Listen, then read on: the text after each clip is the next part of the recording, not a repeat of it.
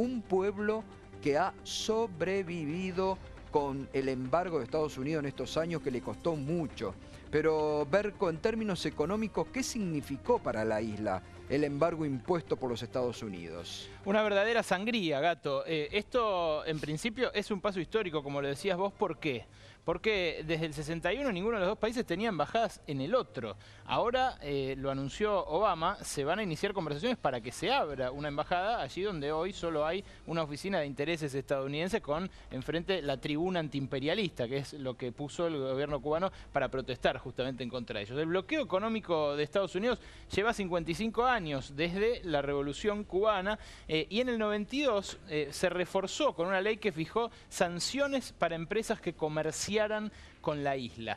¿Qué implicó esto, según las fuentes cubanas? Una sangría multimillonaria. Desde 2004, las multas de Estados Unidos a empresas por hacer negocios con Cuba superan los 11.500 millones de dólares. Y según las estimaciones cubanas, 116.800 millones de dólares es lo que costó el bloqueo a lo largo de estos 5 años. Para darte una idea, sí, esto es una cuarta parte del PBI argentino, claro. Es muchísimo dinero. ¿En qué consiste ese bloqueo? Bueno, en las sanciones, no solamente para las empresas, sino también para los norteamericanos que quieren viajar a Estados Unidos. ¿Y qué cambia ahora? Por lo que anunció Obama, por lo menos, tiene que refrendarlo el Congreso esto, especialmente la parte del bloqueo.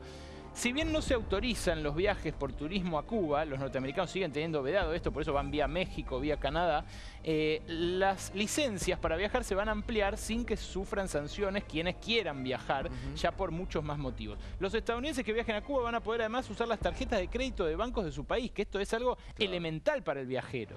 Elemental, porque no podían dejar rastro. Vos fijate, Gato, que los estadounidenses llegan incluso a evitar sellar su pasaporte en Cuba por las sanciones que tienen. Los pocos estadounidenses que viajan y muchos otros que quieren la visa de Estados Unidos van y piden que no se lo sellen, sino que le pongan un papelito para que después no le nieguen la visa en Estados Unidos. Van a poder importar hasta $400 en bienes desde Cuba, no más de 100 en productos de tabaco y alcohol, que es lo que aman los estadounidenses de Cuba, el famoso cigarro y el ron, por supuesto, pero esto implica una ampliación. Y finalmente, ¿qué más cambia?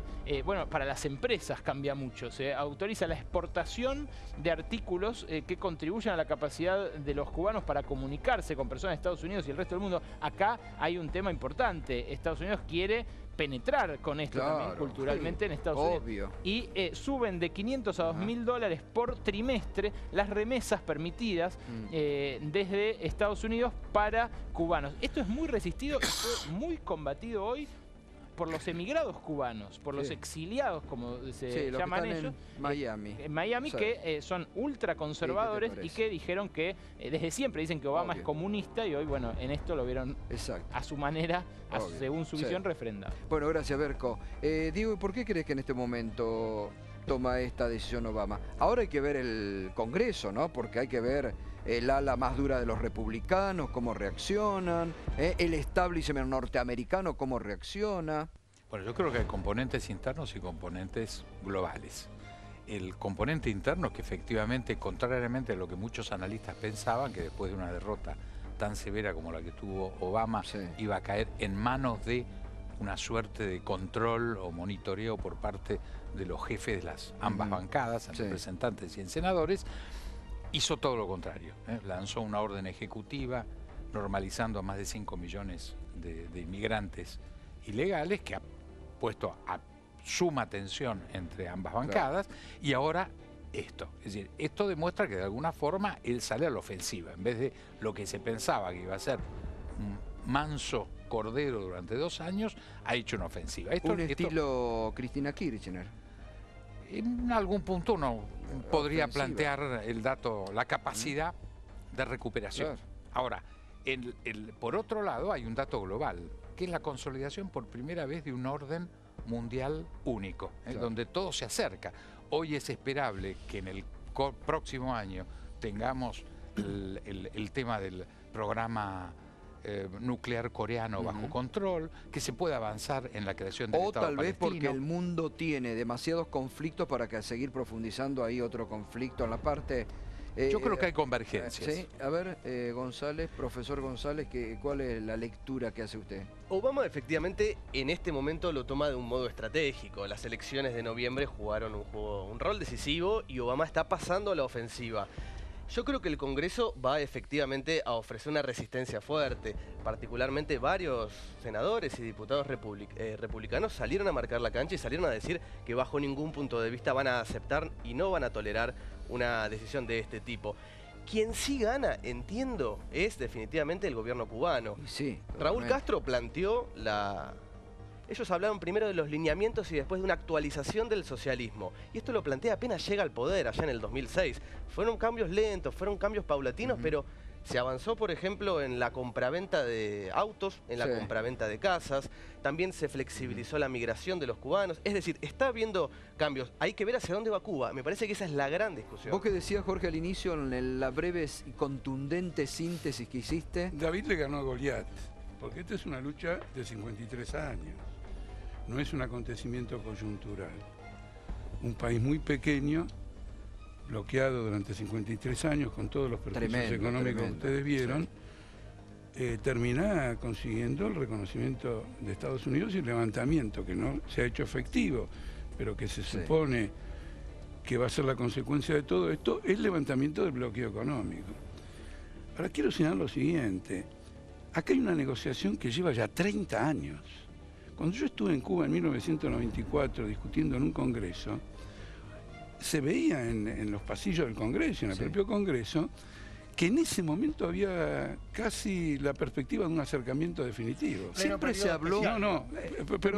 Permíteme una cosa, porque hoy lo estábamos hablando con la producción. Siempre se habló, entre las muchas hipótesis, de que el asesinato de Kennedy algo había tenido que ver con una apertura que Kennedy buscaba hacia la isla, hacia Cuba. Sí, se dijo en su momento, se evaluó. Claro, pero son diversos los temas. Lo que quiero decir es que antes del Papa Francisco había intervenido otro Papa. Sí. Juan Pablo II llegó a La Habana. La Iglesia Católica, como consecuencia de eso, es la única organización en la isla que tiene derecho a sacar una prensa propia. Hay millones de cubanos que son católicos. No, pero por supuesto, y hay muchos que son de religiones de tipo africana, etcétera. Claro. Bueno, quiero decir que yo me acuerdo que cuando Fidel Castro estuvo con Juan Pablo II en el Vaticano, después yo le hice la entrevista, 20 minutos estuve mano a mano, fui uno de los pocos. Fidel estaba fascinado con todo lo que era el Vaticano, Juan Pablo II, y él me confesó ahí, que yo no lo sabía, que él había sido jesuita, que él había estudiado en un colegio jesuita. No, era muy conocido, sí. Y viéndolo de Fidel Castro... Él dijo, ahí me recordó, porque me dice, recuerde, ¿viste cómo se ponía? Recuerde que yo estudié en jesuita. Sí, fue estudiante jesuita. Desde la perspectiva revolucionaria que tendría Che Guevara si estuviera vivo, ¿cómo vería este acuerdo? Lo vería como una victoria de la Revolución Cubana. Porque, a ver si se entiende, nosotros, y yo por ejemplo pertenezco a esa generación, hace 53 años que venimos luchando para acabar con el bloqueo. Si van a acabar con el bloqueo, evidentemente es una consecuencia de esta lucha. Ahora, yo quiero introducir una pequeña, discrepancia. Bueno, ¿con qué? A ver, ¿qué quiero decir, esto es más que el fruto del orden internacional, es fruto del desorden internacional. Bueno, espera, ahora que lo has expuesto en algún momento. Ahí está, ahí lo de... Y el bloqueo no se acabó, ¿eh? El bloqueo no se acabó aún. No, hay que discutirlo, y hay un lobby fuerte en el Partido Republicano para desbloquear a Cuba. Las grandes corporaciones como Cargill quieren entrar a Cuba. Y Cargill es una gran financista del Partido Republicano. Hay grandes intereses económicos en favor de esto, pero escúchame, Gato, una cosa elemental. Cuba fue la gran mediadora para que la FARC terminaran apoyando la negociación del gobierno de Santos. Ahora Estados Unidos necesita la colaboración de Cuba. Bueno, qué llamativo que hoy la FARC también anunciaron que ellos asumen el alto el fuego unilateralmente. Y ahora Estados Unidos necesita la colaboración de Cuba ante una situación de explosión descomunal, perdonen los términos, en Venezuela. Espera un minuto, vamos a ver por un momento hoy... Obama recordó que es Premio Nobel de la Paz. Se acordó. Se acordó Obama. En ese mismo año le había firmado un papel donde decretaba que se terminaba la tortura y también decretaba el cierre de Guantánamo. Me gusta el final, donde agradece al Papa, que dice que es un ejemplo, pero no pueden con su genio los norteamericanos, porque dijeron, vamos a ayudar a los cubanos a ingresar al siglo XXI. El bloqueo fracasó, dijo. Sí, el bloqueo fracasó. No, dijo, ha fracasado toda la política diplomática respecto a Cuba, dijo. No solamente el bloqueo, todo. Dan. Sí, yo quería decir que, por un lado, siguiendo tus conceptos, más que David le ganó a Goliat, yo diría que David apenas sobrevivió a Goliat, porque lamentablemente la economía cubana es una de las más pobres del mundo hasta el día de hoy. Pero han sobrevivido con dignidad, Con dignidad, por supuesto. Han sobrevivido con dignidad. Es la de las más pobres del mundo. Los indicadores básicos de salud, del resto educación, del mundo. Mortalidad infantil. Sí, necesidades básicas insatisfechas, esas no parecen, ¿no? Yo estoy hablando con gente desde Cuba y me dicen que la educación está muy deteriorada. Yo fui 3 veces, por eso le digo. Sí, bueno, yo hablo con cubanos y me cuentan que inclusive las cosas más importantes como la medicina también está muy deteriorada. Hay argentinos y ni que hablar de la economía cubana, en la cual las escaseces generalizadas son bastante amplias. De eso no hay dudas, pero ¿usted no cree que esto tenga que ver con el bloqueo, justamente? Bueno, sobre el bloqueo es interesante, está muy bien medido, eso aproximadamente 100.000 millones de dólares en muchas décadas, pero hay que tener en cuenta que por las mismas décadas la Unión Soviética apoyó en un 40% el Producto Bruto a Cuba mediante subsidios. Hasta el 89. Exactamente, luego un bajón y luego Venezuela tomó la posta y le está proveyendo hasta el año pasado aproximadamente el 18% del Producto Bruto en ayuda económica a Venezuela. Pero el tema es cómo lo reparten, ¿no? Porque Cuba. Lo que decía usted recién, la Organización Mundial de la Salud la reconoció a Cuba como una de las 5 naciones que cumplieron metas que estaban previstas en la humanidad para el 2020 en el año 2000. Yo creo que la gente, más allá de las discusiones y de los detalles de las cifras, la gente vota también con los pies. Hay que saber que hace muy pocos años más de 100.000 personas huyeron en botes hacia Florida. Hay que saber que hay 2,5 millones de cubanos exiliados, que el propio régimen lo está caracterizando como gusanos, como gente despreciable. Es casi un cuarto de la población cubana que se tuvo que ir de la isla. Si un país es exitoso con esos índices, bueno, no sé lo que es el fracaso. De todas formas, es un país sumamente decente y sumamente respetable en muchos de sus logros, pero hay que tener en cuenta que los principales problemas que se enfocaba el embargo y que aún continúan son básicamente la falta de democracia, la falta de respeto de los derechos humanos, la falta de libertad de expresión, la falta de movimiento inclusive de la gente, que eso se está flexibilizando últimamente, realmente permitieron salir por primera vez en décadas, y todo eso continúa, y no es de izquierda ni es de derecha estos temas. Estos temas son dos observaciones, porque somos muchos.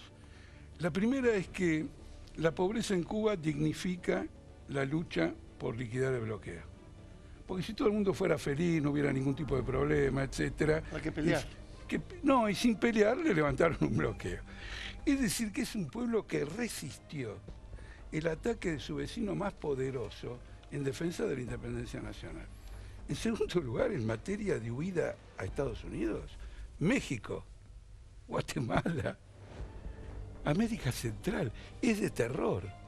Es la consecuencia del desastre económico que los grandes capitales norteamericanos han hecho digamos, en América Latina. Esto es esencial. Ahora, asistimos a un escenario político internacional muy cambiante.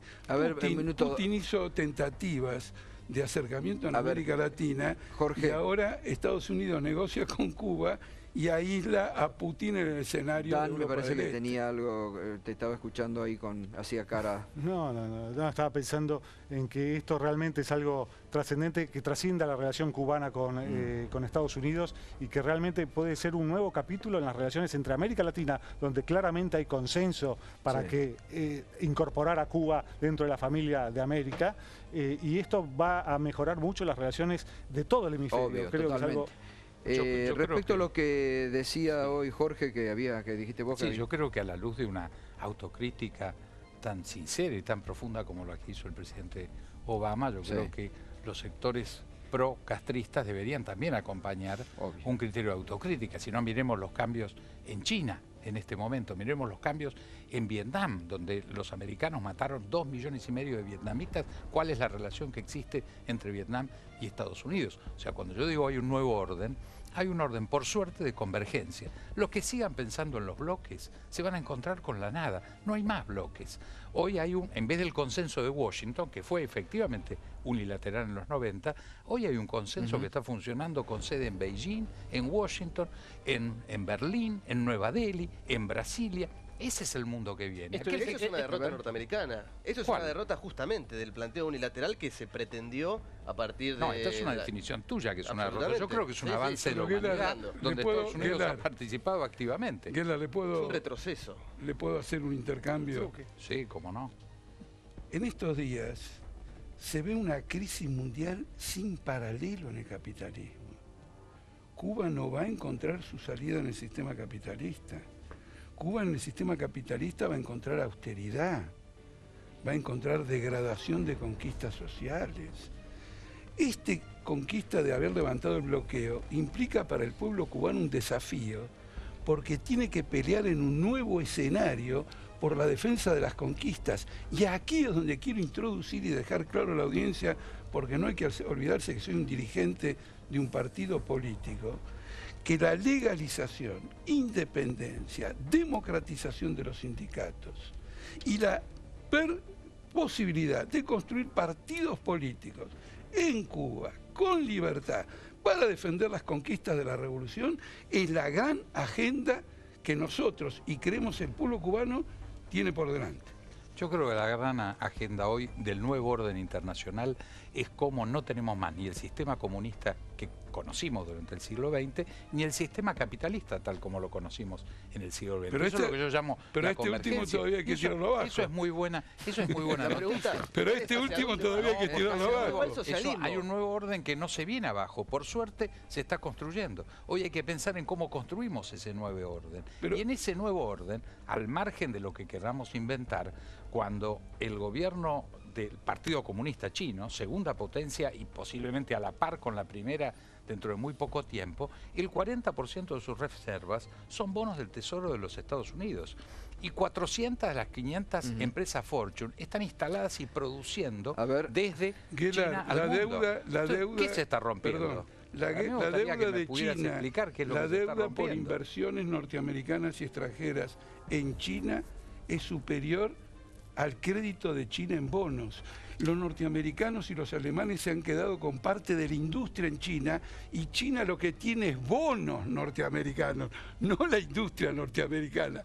Rinde más copar la industria de un país que tener los bonos de ese país. Pero el vendaval, yo creo que no hay hoy conspiraciones, sino que hay... No, si no estoy hablando de una conspiración. La construcción de un nuevo orden, donde efectivamente China está construyendo un nuevo orden, Estados Unidos está cambiando y haciendo una revolución energética, de eficiencia productiva. Son todas buenas noticias. Entonces, en vez de plantear cómo destruimos el mundo, el mercado petrolero... No es optimismo. El mercado petrolero... Yo entiendo, ustedes dos quieren ir al mundo de la Segunda Guerra Mundial, donde se mueran cientos de millones de argentinos. Yo la verdad no quiero eso. Creo que es maravilloso lo que está ocurriendo. ¿Cuál es el nuevo destino de Cuba? Insisto, desde el 2006 Raúl Castro llega al poder, se integra al sistema, va a tener otros ritmos y otra cadencia y otras particularidades, y me parece que es interesante porque, insisto, del 2006 este realineamiento que está viviendo la economía y la política cubana tiene que tener ahora consecuencias. Este hecho, el de los Estados Unidos, va a redundar también en que va a modificarse la relación, ya claro, con América Latina, pero también con la Comunidad Europea, que vienen negociando tratados comerciales desde hace un tiempo. Va a haber una imbricación de otro tipo desde lo económico, eso va a levantar el nivel de vida probablemente del cubano medio. Eso a su vez también va a derivar en algún tipo de transformación política. La pregunta es cuál, la pregunta es cómo, la pregunta es hacia dónde va a haber inversiones. Perdón, Gerard. Eso seguro. Van al alza. No importa, porque va a haber privatizaciones, pero por de pronto, hace 48 horas, Pensilvania derrotó el intento de privatizar el sistema eléctrico de Pensilvania. Quiero decirle lo siguiente, ¿qué estamos discutiendo acá? Lo que estamos discutiendo acá es la caracterización de un acontecimiento político. No lo deformemos diciendo ustedes quieren esto y ustedes quieren lo otro, porque entonces entramos en otro terreno y tenemos que ver en el curso de nuestras trayectorias políticas que hemos querido cada uno con nuestras acciones prácticas. Estamos caracterizando una situación. La situación mundial de este momento es de una crisis absolutamente fenomenal. Europa, Italia, Francia, Grecia están en un proceso de desintegración económica.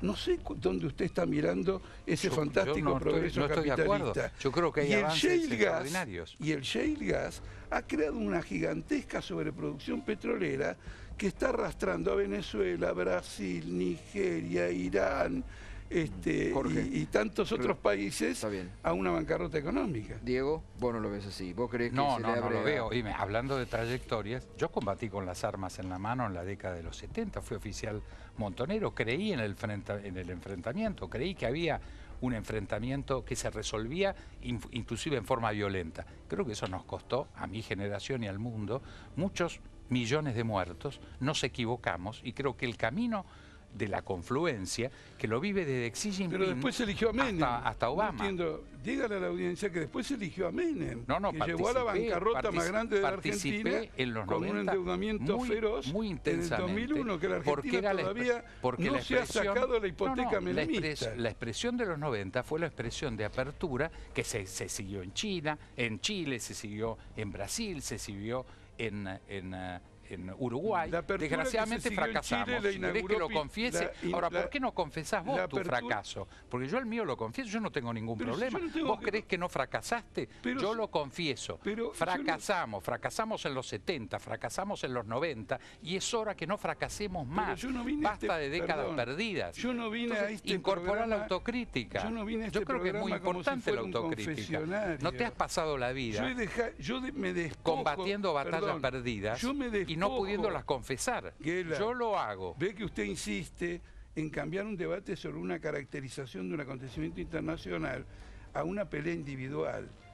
A mí los fracasos me interesan en la vida íntima. En lo demás, lo que me interesa es combatir para acabar con la explotación del hombre por el hombre. Y eso no lo voy a dejar nunca. Ese es el gran debate hasta contemporáneo. Que pongamos la única en el nuevo orden internacional, hay cuando los millones de personas con trabajo esclavo, millones de personas tenemos que trabajar para suprimirlo. Matanzas en el Medio Oriente, matanzas en Ucrania, bloqueos en todos lados. Hay una guerra comercial feroz.